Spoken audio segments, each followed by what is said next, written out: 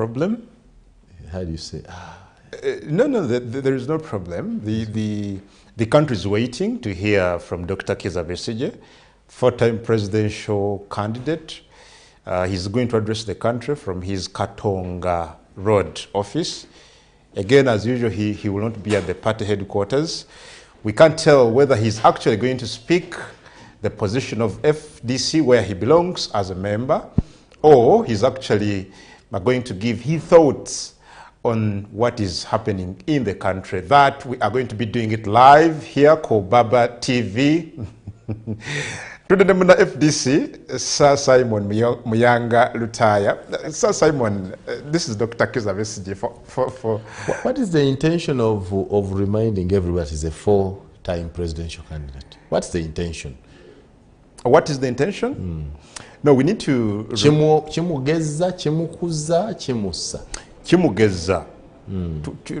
Chiba kiyambako okulaga obuzito bw'omuntu gwe twogerako. It's not easy, by the way, for anyone to stand four times and and in all those four times you come out as number two, and again number two, even given allegations at some point nti wano na wali akaluka kagambibwa okubeera nkali kakwatiddwamuko at some point.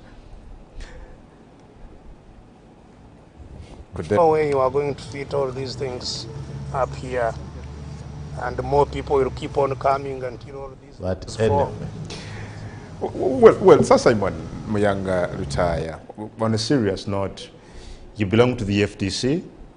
Dr. Kizza Besigye, a man that has inspired most of the members of the party, given his contribution to the struggle in this country, again is addressing the media on the state of affairs in the country, not at the party headquarters. Does that speak something to you? I think the mistake you make is to think that these parties colonize our heads. I mean, my belonging to a party is just by mouth. If I say I belong to FDC, you believe me. If I say I don't belong there, you believe me. I can belong to any other party. The issue is what somebody contains upstairs, what he has for the country, and what he says. He's a senior member. Whether he's a senior member, he is a senior member of the party, but he's not married to the party. The party is not part of his DNA. When was the last time Dr. Kizza Besigye addressed the country from the headquarters of his party? Why should he address it there? Why shouldn't he? He's not a leader to the party. No, he's a senior member. No. He's a senior member. If you got all senior members to come to Najanangu, you don't have space for them. Dr. Besigye is simply a secretary for the elderly at Rukungiri District FDC offices structure. He's just there. That's where he ends. He's actually a member of the National Council just by the fact that he is part of the Rukungiri District Committee. That's all. So, but away from that, Dr. Besigye is an independent Ugandan with an independent mind. He has his own outlook on many of the issues. You don't need to have to demand, why is he not at Najanankumbi? What do you think? Okay, I don't know whether we can listen into what Dr. Kizza Besigye is saying. I don't know whether he has started, but what you're seeing are live pictures coming from Katonga Road. Dr. Kizza Besigye, four-time presidential candidate. Muna FDC, agenda kwogirako eri eggwanga mu He's looking very healthy. Yeah, he looks very healthy. He's looking very healthy. Especially nga yakava ebweru eggwanga mu luwummula lwe yabaddemu. He looks very strong, very energetic. I don't know. What is he trying to say? Has he started addressing the people?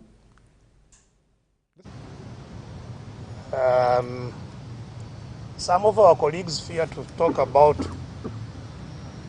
ailments that afflict people who are in leadership of anything. And I don't believe that. So even while I was away, people were cagey about saying what had caused my disappearance, although quite many of them knew the situation. But that was the situation, and as I've said, I am happily back in full swing. While away, a lot of things have been happening, and we thought we should try to address them together at a go. What has been happening, I must say, is nothing new, nothing unexpected. It is part and parcel of what has been going on for the last couple of decades now. It's only the magnitude, it's only presentations of it, manifestations of it, but it is the same situation that we have been dealing with. And so at this meeting, I only spend a little time on talking about the manifestation of those problems, and then deal with what really needs to be done. That is more important, I think, for the country than just addressing what the problem is. Both are important, because unless you clearly understand what the problem is, you are likely to offer wrong remedies. Now, in 2011, at the launch of this platform, this struggle platform, we did present to the country what we called the Ugandan crisis. And it was 2021. It was crystallized in this document, the crisis in Uganda today. And it's also available in soft copies. Those who want to get it can get it from us. This crisis has been developing over time. The social, economic, political, even environmental and climate crisis that the country faces has been developing over time. What we just did in this book was to capture how it was as of 2021. And in talking about the crisis, we also said at that time what had caused the crisis, what was driving the crisis. And the fundamental cause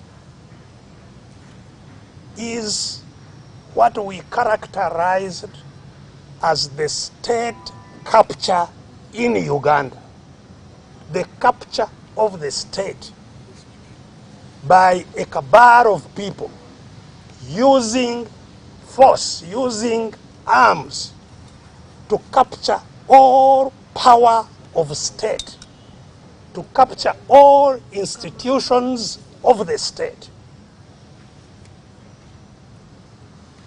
And therefore, for the population and all in the state to be just subjects, observers of those who had captured the state.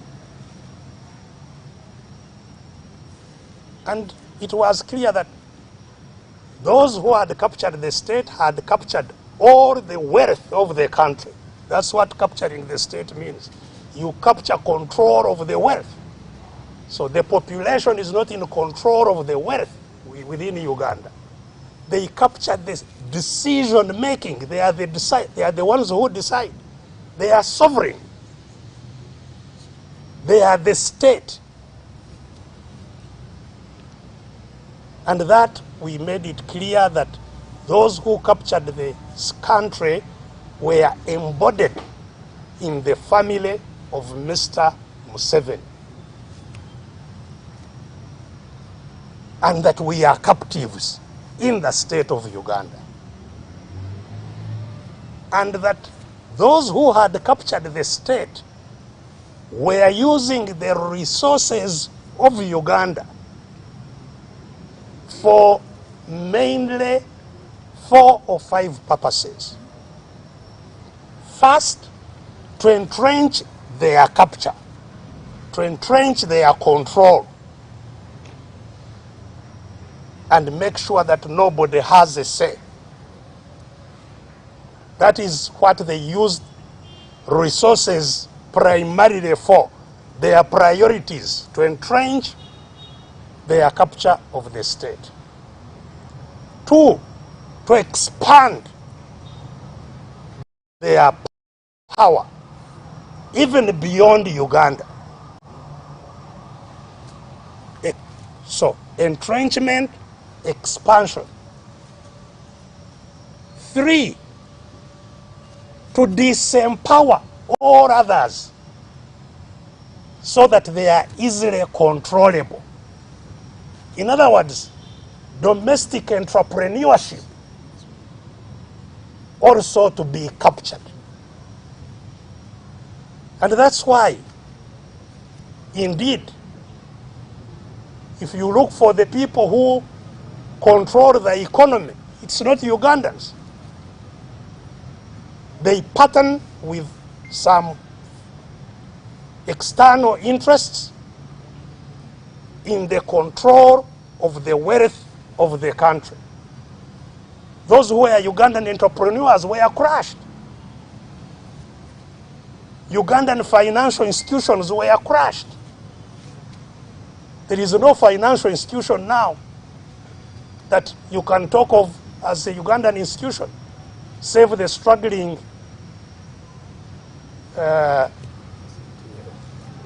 Catholic controlled bank, the Centenary Bank. All banks of Ugandans were crushed. All who had wealth, the cooperative societies that had wealth, were crushed. So to disempower all and empower themselves, that was their third priority. And it continues. Anything you get, if they hear you are getting something, they extend their hand to get it. Even taxes, now they are looking for whoever is making even the smallest thing, they want to get it. So that is their priority number 3. And together with that priority is patronage. Because they control the wealth, they become the givers. Anybody who is to get anything, it is them to give. Handouts. That was their priority number 3, disempower all and build patronage system. If you want to be a journalist who has anything, you must work with them, they give you a brown envelope. If you want to be a doctor, you must kneel down and clap your hands and say, thank you, Father, you have given me something. Patronage and disempowerment and patronage. Priority number 3. Priority number 4, control of information and propaganda.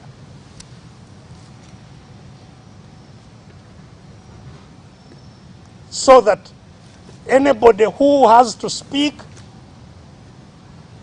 things they are not in support of or different views, they are either completely shut down or clouded out by their own noise and propaganda. And they have swarms of noise makers in that regard, whether in the social media, whether in the mainstream media, whether in the bakubi ba masimu, people who call on on the radio stations, whether it is the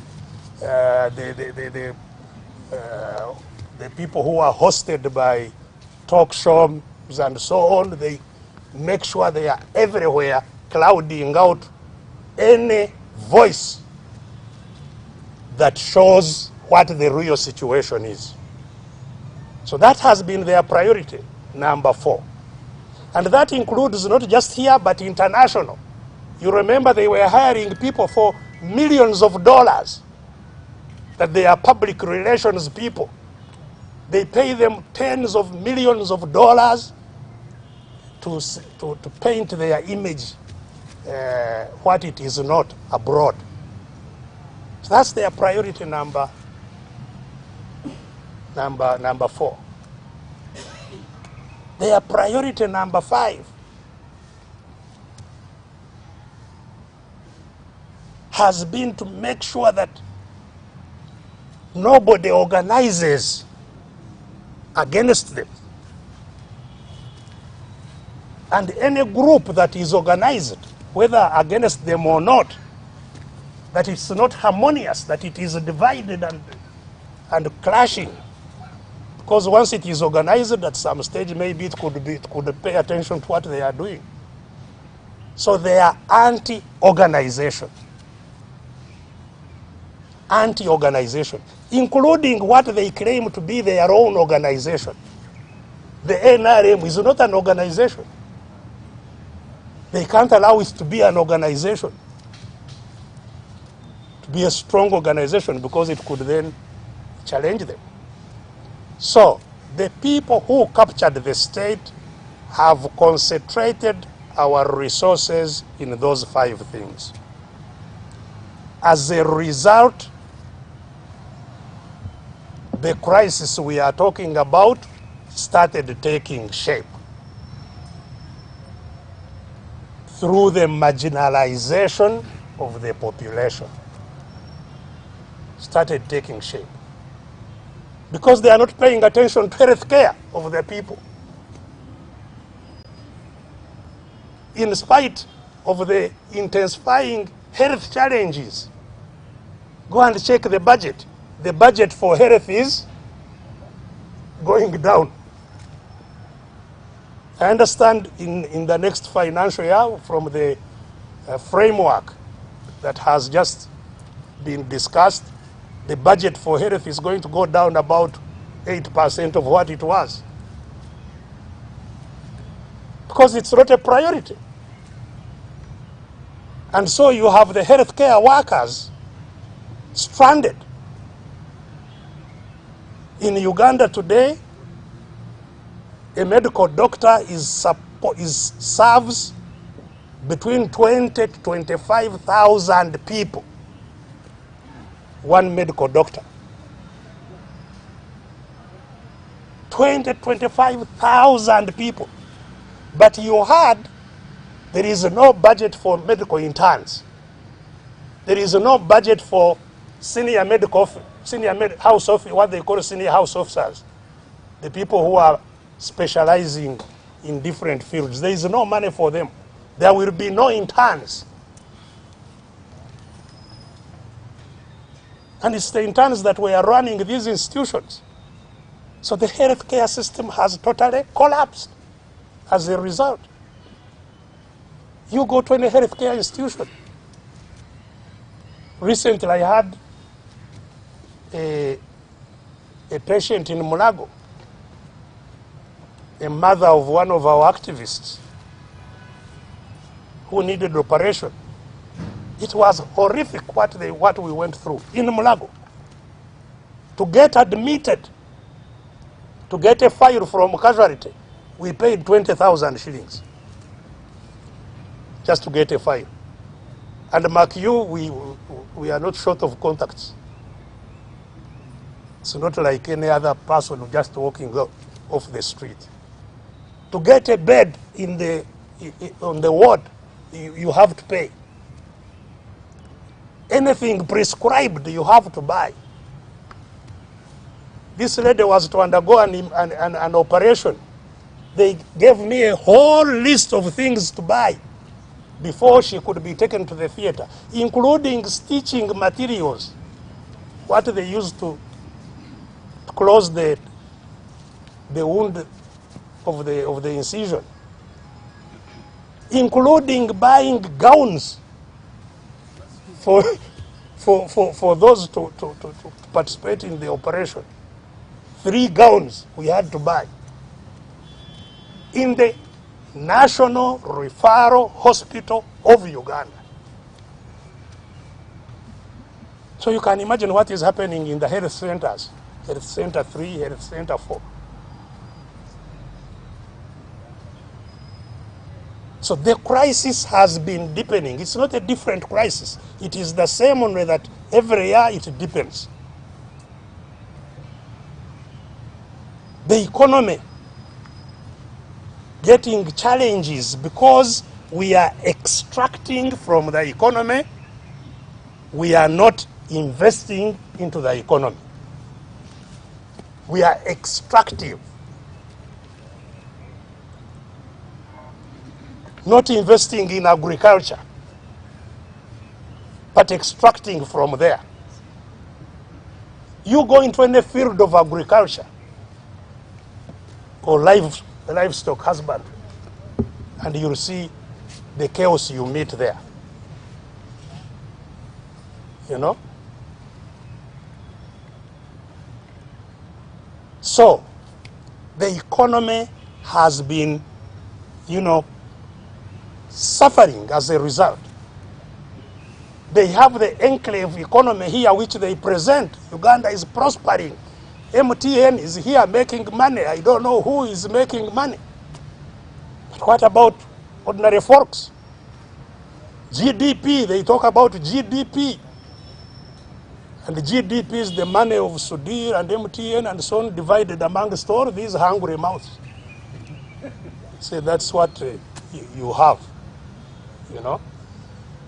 So it's the crisis that we want to address that is driven by that state capture. Look, any country that does not pay attention to education is doomed. If a country does not build knowledge in its young people, it's doomed. We've talked here about the lack of investment in young people's education.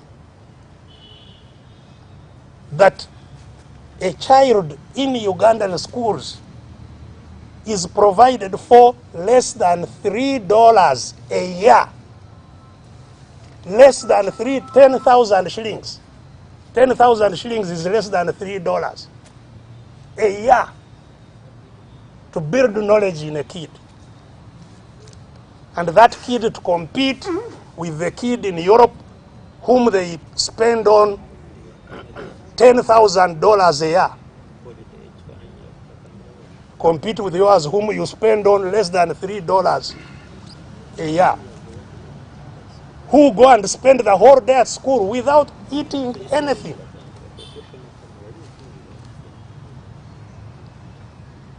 And that's why it's no wonder that they just drop out. That's why the dropout rate in the primary schools is more than 70%. Because there is no purpose. They would rather go and graze goats. So the crisis in education has been intensifying. And their knee-jerk approach, we are now going to give money to scientists. That has created even greater crisis in education. Because the majority of people who run education are actually not scientists, including head teachers. Head teachers, most of the head teachers and administrators in schools are not scientists.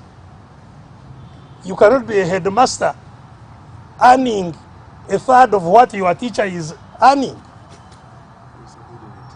So now we have many schools without qualified head teachers. Just the crisis intensifying. I received an SMS from a student at Makerere crying government-sponsored students in universities have not been given money. Most of them have to, all of them have to fend for themselves to get anything to eat. Those who are in paid accommodation, but government-sponsored, have been thrown out of their accommodation. And you've been hearing students killing themselves. That is the crisis. You know, these are kids who now come and think the world has ended for them. So the crisis in education is unbelievable. Of course, everybody is dealing, I don't have even to talk about the crisis in infrastructure. Just look at the roads, you know. I read today in one of the papers that they have released 26 billion to fix the roads in the districts and in the urban centers. 26 billion to fix the roads in the districts and in the urban centers. And I heard one of the towns is getting 12 million shillings to fix the roads. It's a joke. You know, but that's the truth. That's the reality of what we are dealing with, you know. And, you know, I saw another one complaining that when people show the terrible condition of roads, we scare away tourists. Why do you show these pictures? They will scare away tourists. So they want tourists to come and just drown in the... We don't make roads for tourists. We make them first and foremost for ourselves. The tourists are beneficiaries of the roads we make for ourselves. But we have no roads to pass through, and we must raise our voices over this. So the infrastructure is a terrible situation, just part of that crisis of extraction, not being priorities. Just part of that. Now, what has been occupying the media lately is simply consequences of this crisis. You know, the corruption. People spend all their time talking about Mabati, iron sheets. Mabati are a minuscule, insignificant part of the robbery that is going on here. Insignificant. The kind of money that is robbed. I've told you, you know, for roads, they are giving 26 billion. But supplementary going to State House, supplementary, 90 billion.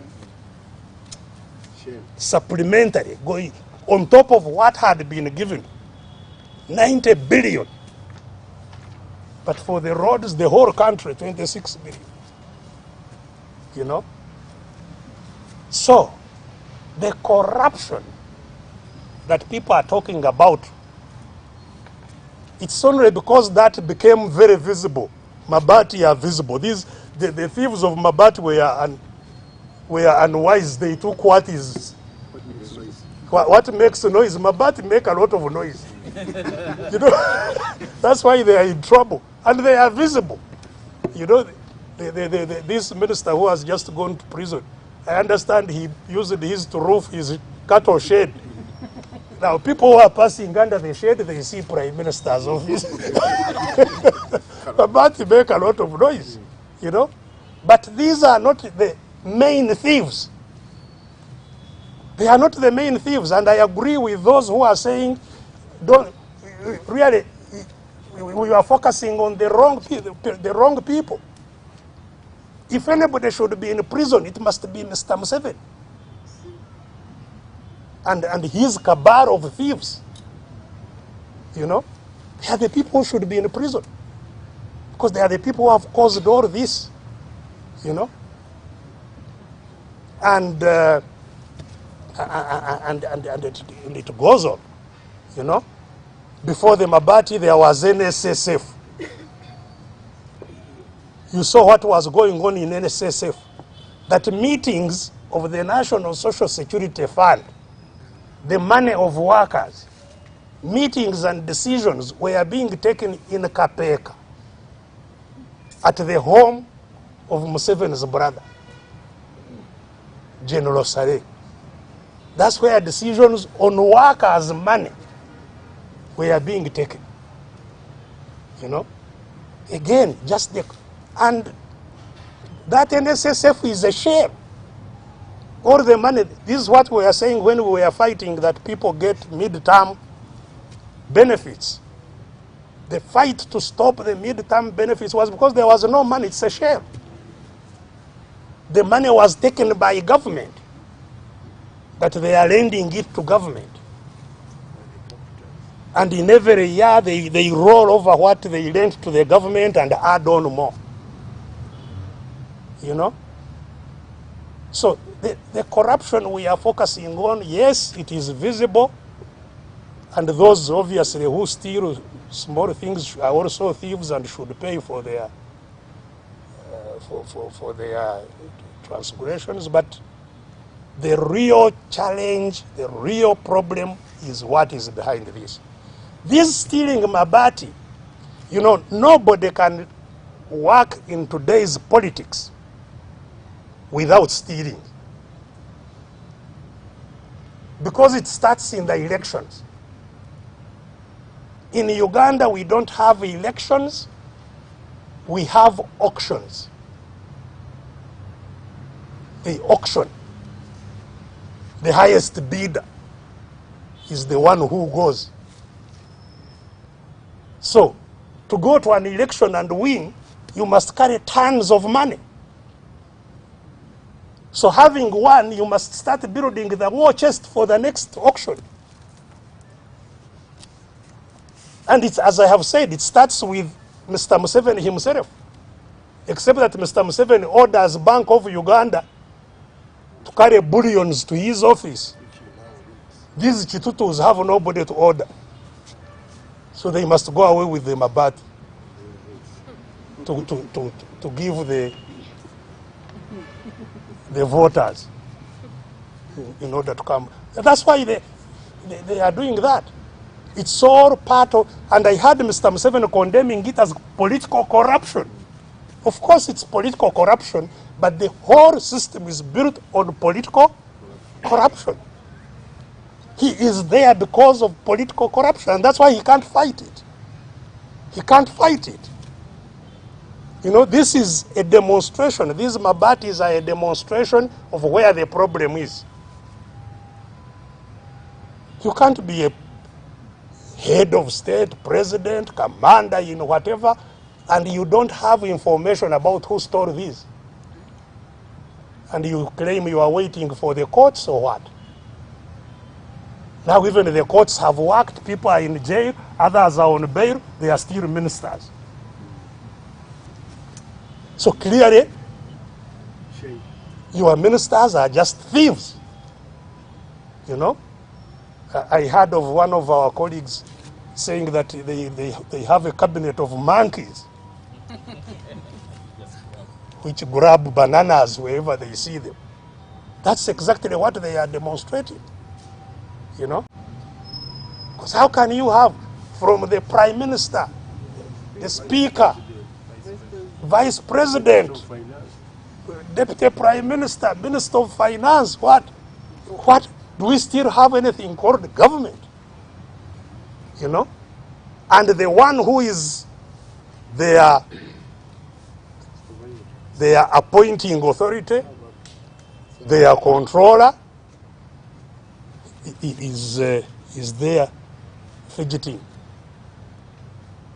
I saw him saying that those who had not used them can bring them back. So whoever steals should just, and his coach should just bring something back. Where will be the deterrence if the only action on those who steal is to be requested to bring these things back? So, ladies and gentlemen, it's this crisis. It's just growing every day.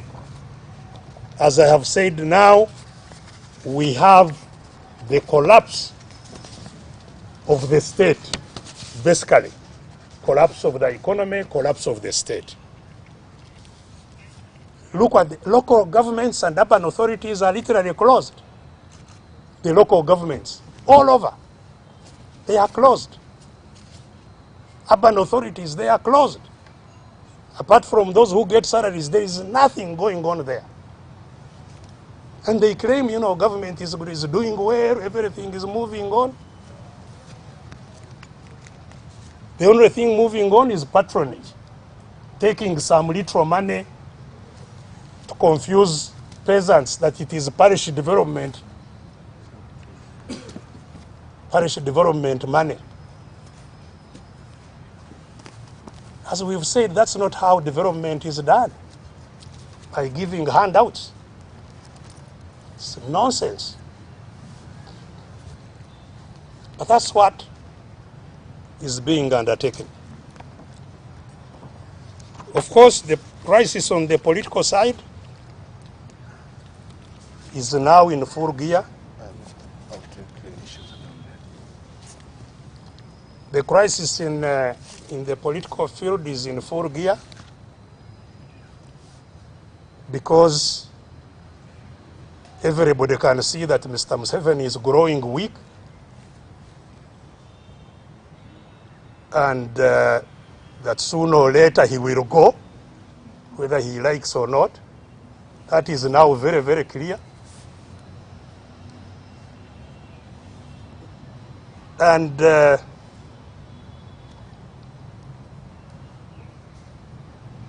that's why I think his son is active, moving around in total violation of law, just to demonstrate the impunity, to demonstrate that they are the state, they are the law. And the country is observing, powerless about anything to do. That there is an MK army, and they move with their guns and so on, and assemble people and address. And when anyone else even wants to hold an indoor meeting, like we were trying to hold prayers at Sharing Hall, then hell breaks loose. You can't even hold an indoor meeting. Or when we wanted to address the question of ECOP, the oil pipeline, then hell breaks loose. That crisis of succession is clearly playing out. Those around Museveni are worried about what happens if he doesn't wake up. And that's why there is a lot of that agitation. Their concern is to maintain the state capture. Their concern is not to change, is not to end the state capture, it is to maintain the state capture. But that is, a political crisis that we have to deal with. Now, as I pointed out, the country should focus on how to end this.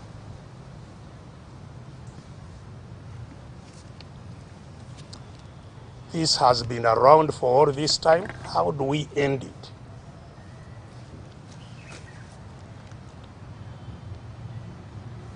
And that is, as we have pointed out time and time again, the reason we are. We wake up every day focused on how do we end state capture, because that is the problem. How do we end the capture of the state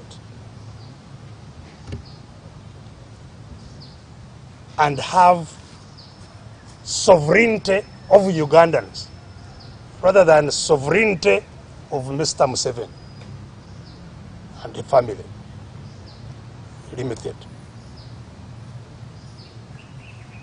And the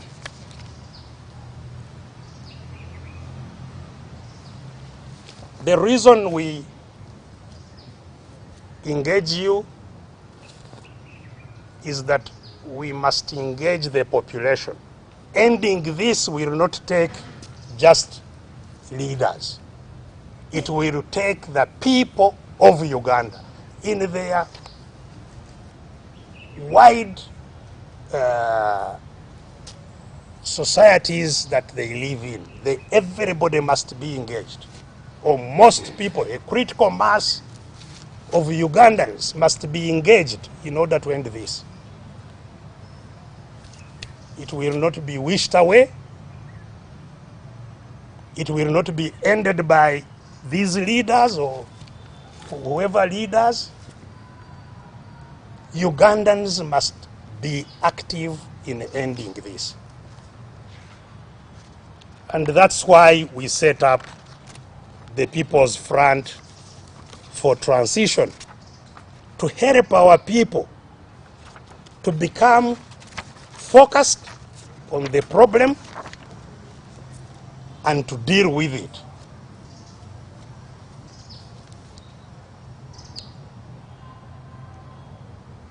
Becoming focused and dealing with it has not been easy because of what I talked about, the actions of those who don't want it to end. The propaganda, the misinformation, the division of people who are supposed to end it. It has not been easy. But thank God we have remained focused and dealing with it. And the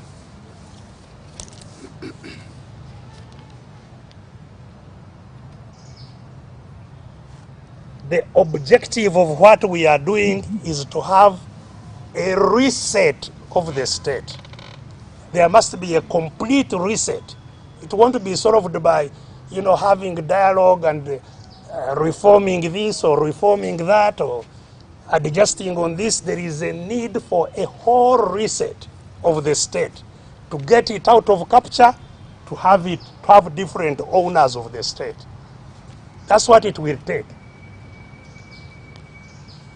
And once that reset has happened, the ownership has changed of the state, then the structuring of the state must happen, or restructuring will happen after ownership has changed.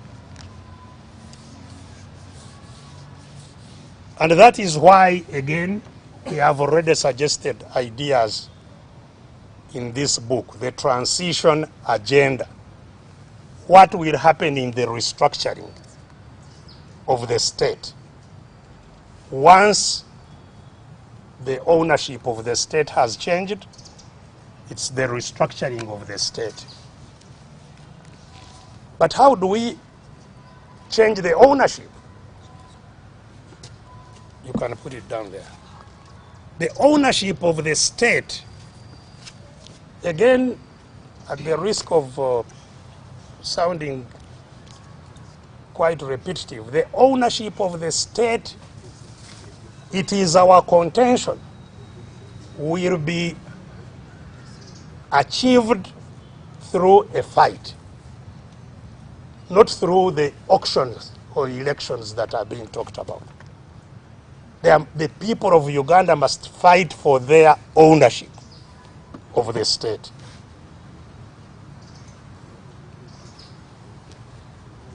Just like you hear in criminal cases, the state versus Besigye, when I am the accuser. It must be the people of Uganda versus the mafia that captured the state. the people must fight for their ownership. Nobody will fight for their ownership. They must fight for their ownership. So our role is mainly twofold. We have not been very successful in those roles for a number of challenges, but they remain our roles. The first one is to awaken those people who must take back their state, conscientize them, get them to understand the dynamics, mobilize them. And that's where we are going to put full throttle going forward. Mobilization of the country. Mobilizing them not to vote, but mobilizing them to take action, to fight for their ownership.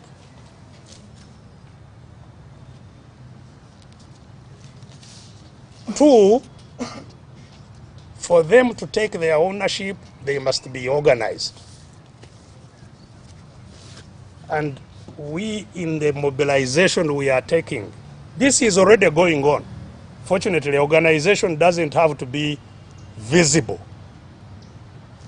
Even when we have not been visible, a lot of work has been going on, organizing. The organization for struggle which we are engaged in, different from the organization for election, the organization for struggle is non-partisan and must aim at including everybody. And that's why I'm sure you've been seeing us engaging other formations, other parties, so that we can have a strong, broad-based front that includes all formations of our society, including non-government organizations, people who are not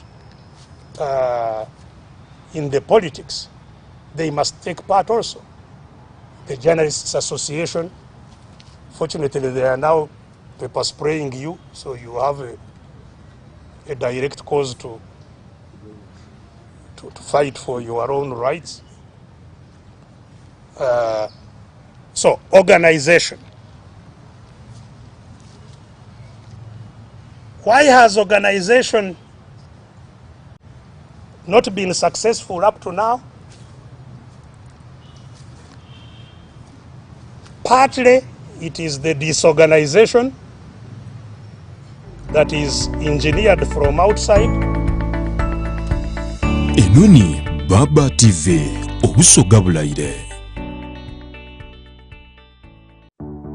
Get yourself a Zuku TV decoder and satellite dish today at a low price of only 105,000 Ugandan shillings and a Zuku decoder at only 60,000 Ugandan shillings and enjoy your favorite movies, series, kids entertainment, music, local and international news and lots more. Enjoy amazing packages like Zuku Smart Plus, Zuku Classic, Zuku Premium and Zuku Asia.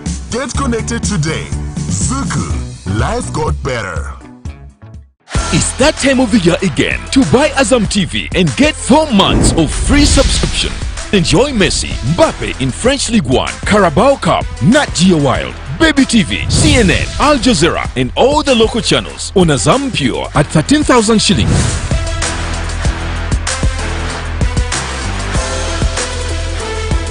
Watch Bundesliga on Azam Plus at 30,000 shillings only and Azam Play at 45,000 shillings. Call us on 0312 308 900 and get connected. Terms and conditions apply.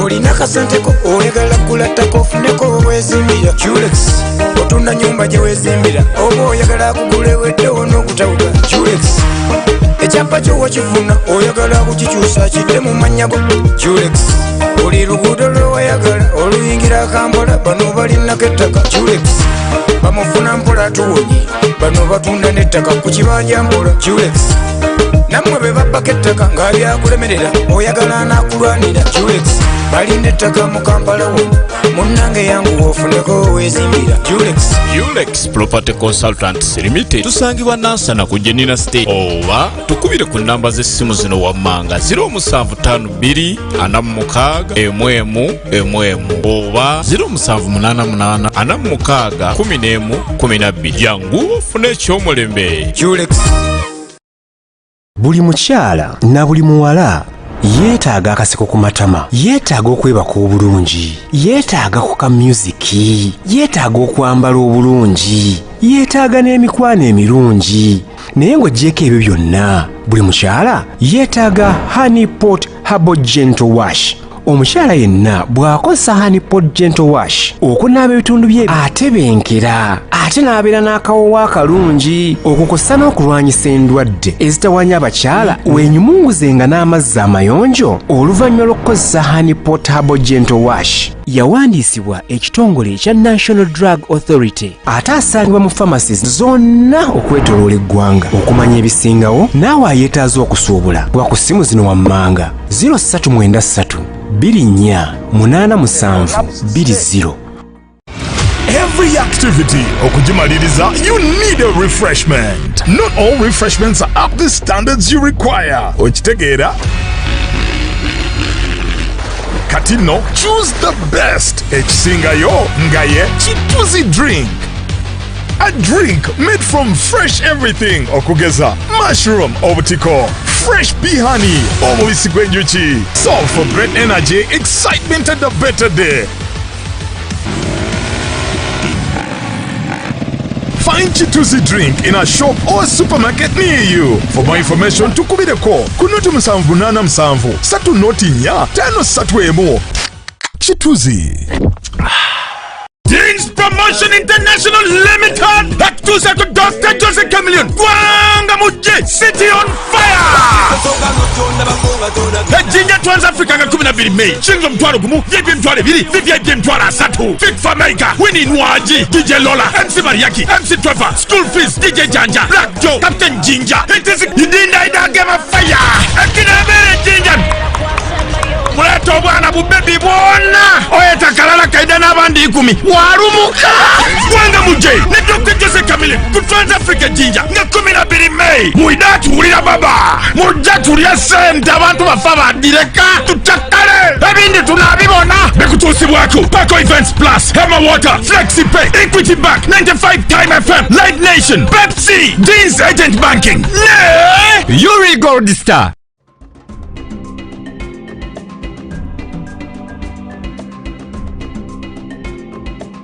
Jimmy Sekasi Business Institute, now under Gombe Education Service, has a serene environment here at Kabalagala, and the institute offers 95% practical training. We have a variety of skill-based programs: culinary arts, computing, fashion, design and hairdressing at diploma, certificate and short course level. Please join Jimmy Sekasi Business Institute for all your training needs.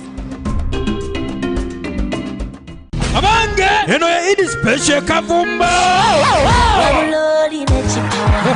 Midiano ekavumba kanabera masala mundongo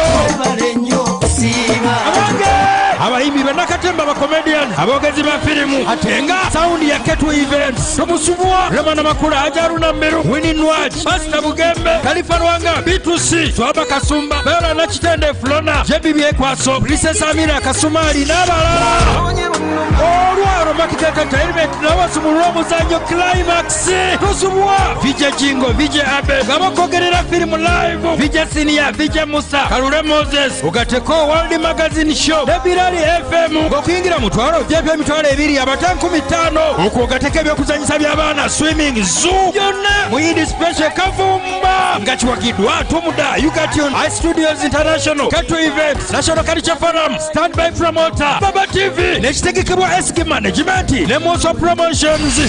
Moso Promotions bakutuusako kabisi kandagala mu Zubairi family kabisi kandagala kulukero nga 28 gwokuna Green College mu Kitazi ku Mabanda tuli bakudigida David Rutaraze n'omuziki gwe gwonna gegatiddwako Paula Nakitende Perfect New York Kusima Irene n'abalala Musumwa Zubairi family ngekuzanyira omuzanyo live ku stage soka nga tuyingirira mu twalo by'emitwalo 2 kino nakyo kyakusukka MC Kezo NBS Big Daddy wa Baba TV kulokutano nga 28 gwokuna mu Green Valley mu Kitazi nga kiwagiddwa Tumuda Uganda Kaliro Solar High Studios International Faruka Nisani za batunda ebyomu nyumba Baba TV H&M Restaurant Papa Sport The Back Job Opportunities abagaba emirimu Kasim Tours and Travel South Africa obubeera bwa Big 5 ne Savima abasiga no ku designing ennyumba.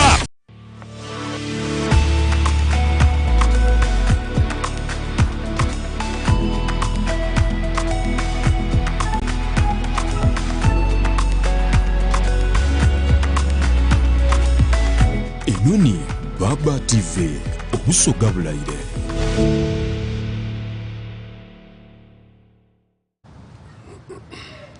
You can see Kenyans even just threatening. They said we shall take action Tuesday and Thursday. They took action only once. The government said, wait a moment, let's talk. Nobody will be heard unless you take action. So, especially the young people, because I keep on hearing the young people say, this is our generation. It's your generation to do what if you cannot take action?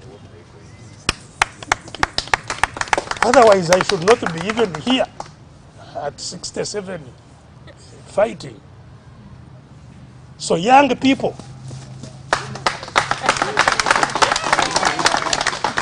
let's go. Let's go. That is all now. The other thing which has been obviously in the media during this time, especially when I was away, was the question of homosexuality. And not only was it in the media, but it also focused on me as a person, on my family, and there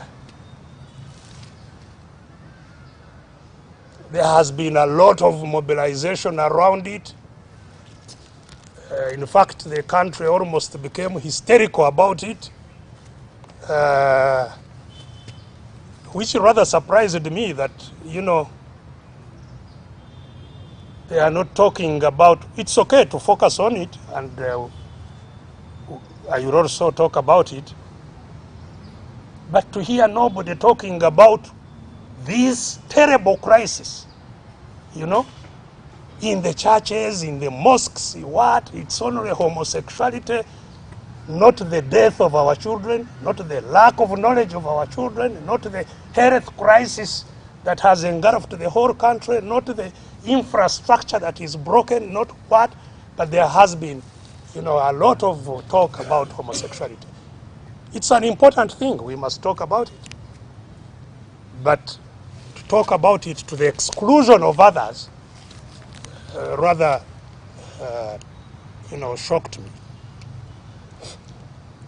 So this is a matter that, because especially it has sucked me and my family into it directly, it is a matter that I feel we must comprehensively address. And for that reason, we are not going to address it at this presser to mix it with all this. It will be addressed at its own specific pressure to deal with this matter, which obviously has become a very big concern for the country. We shall address it directly and comprehensively in all its dimensions. And, you know, of course, the law that was passed, I don't know where it is. It's not the first time that the law is being passed. Even in 2014, the law was passed after again a lot of mobilization, and the law was signed with a lot of pomp and publicity. Then it was struck down and there was quiet. I don't know where those who had proposed the law went. It was quiet. And now it has, there is another area of concern. So we shall address this very, very comprehensively, very directly in the next presser, specifically for this matter. And on that, I think that ends what we need, what we intended to say.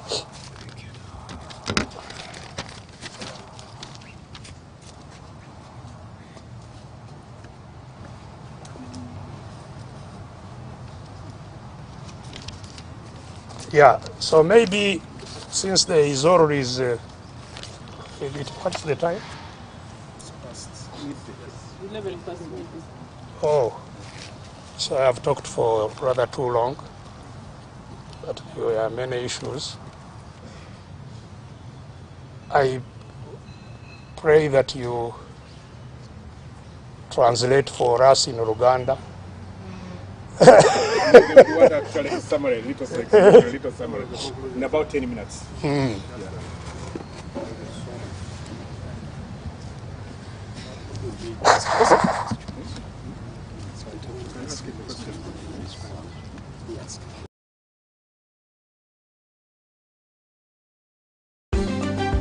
Katuteteganyeemu empeereza eno tupeeku ne bye tukutuusaako. Katuteteganyeemu empeereza eno tupeeku ne bye tukutuusaako. The suggestion is that those who want a Luganda element ask a question so that I address whatever their specific interest It's okay? is, rather than talking generally. Yes. Fine. Or should we first take questions of English? No, they can come at, go ahead. As they come. Select. Your name and media house? Yes, thank you so much. My name is Vincent Siriko. I work with Radio 1 and Akabo Stupid. I just wanted to explain the situation in Uganda, and I'll be good to go.